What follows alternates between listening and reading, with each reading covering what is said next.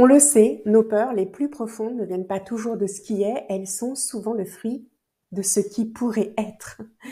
Notre cerveau, il a cette capacité unique à anticiper l'avenir. Mais ces projections futures ne sont évidemment pas toujours fondées sur la réalité, mais souvent sur des scénarios imaginaires. Ce mécanisme, évidemment, nous permet de nous préparer à de possibles dangers, mais il peut parfois et très très souvent jouer contre nous parce qu'il va nourrir des angoisses irrationnelles. Et résultat, si on a un projet, eh bien, on ne le fait pas parce que notre cerveau s'imagine le pire autour de ce projet.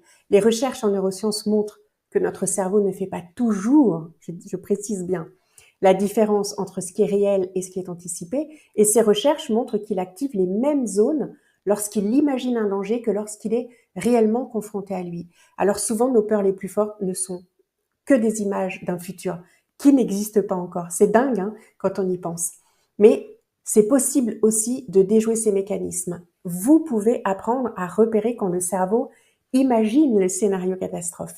Quelque part autour de cette vidéo, il y a un lien qui vous mènera vers une autre vidéo où j'aborde le sujet des peurs, des inquiétudes et je partage aussi une technique efficace et très simple pour chasser ou apaiser ce genre de pensée. Profitez-en, c'est offert. À bientôt!